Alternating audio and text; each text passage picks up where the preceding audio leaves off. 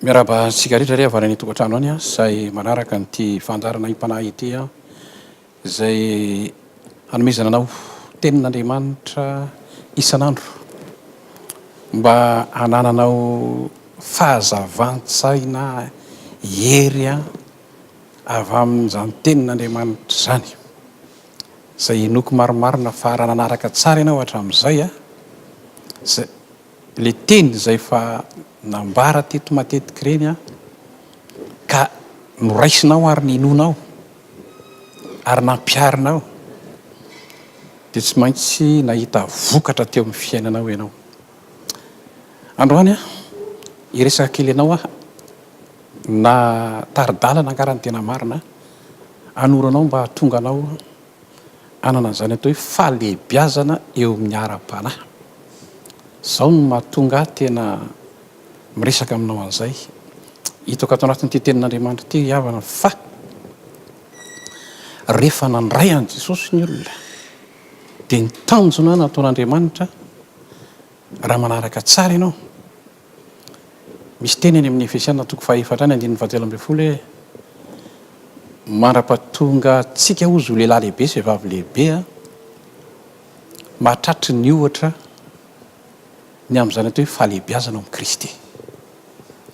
Petraka amin'ny fanontaniana nefa hoe ahoana ny hatongavana amin'izany?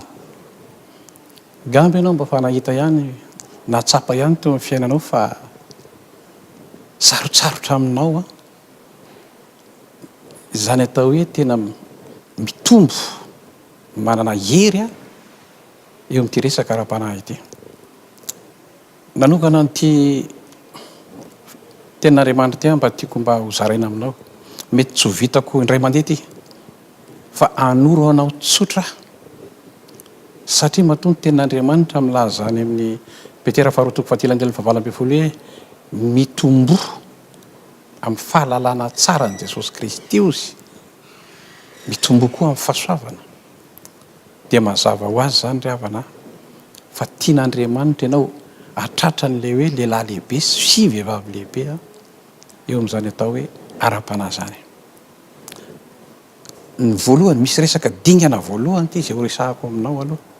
Hitako tato amin'ny toromarika napetraky ny apôstôly Paoly ity a raha nitaizany fiangonana izy dia ho zaraiko aminao hoe tsy kelikely mba raha tianao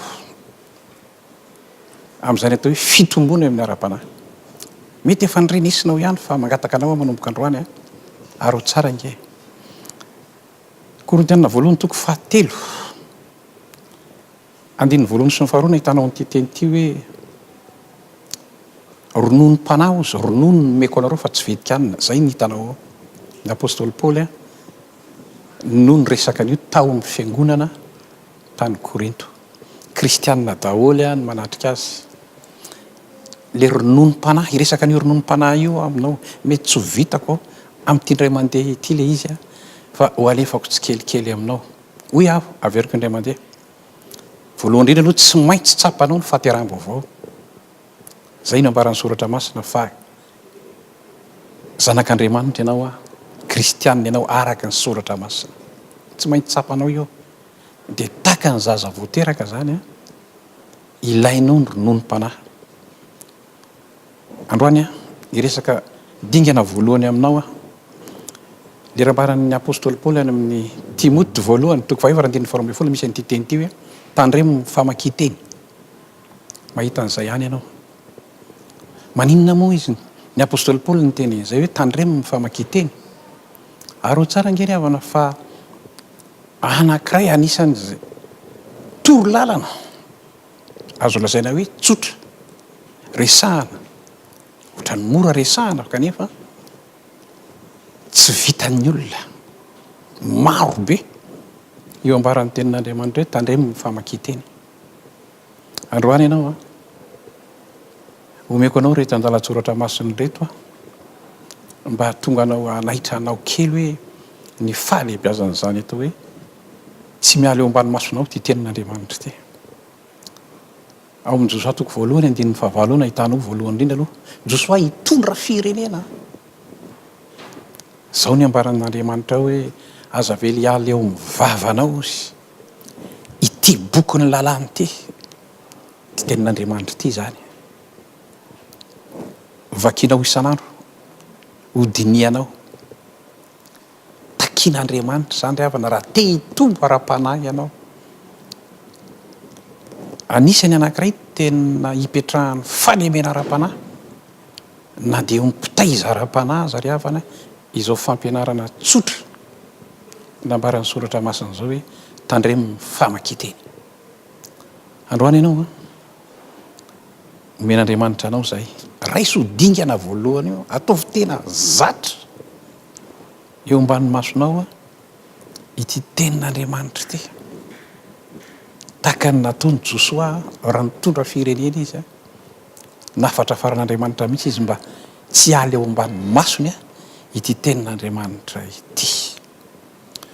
Hoy ato aminao hoe mety ho tsotra be, mety ho farenao matetika izay afan'Andriamanitra izay, fa ny angatahako aminao ary ho tsotra ireto rononom-panahy izay omeko anao isaky ny aim-panahy fotoana tahak'izao dia ny angatahako aminao manao fampiarana.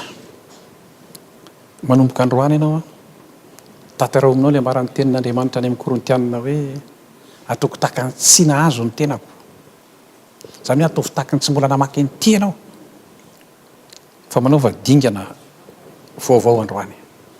Zay ny ampanahintsika ry havana ka dia mirary soanao ny tenin'Andriamanitra, rononom-panahy mamaky an'io vakio isan'andro raha te hitombo ianao. Ho an'Andriamanitra ny voninahitra, ho anao izay maka toy ny teny kosa ry havana ny fahasoavan'i Jesosy Kristy Tompo. Amen.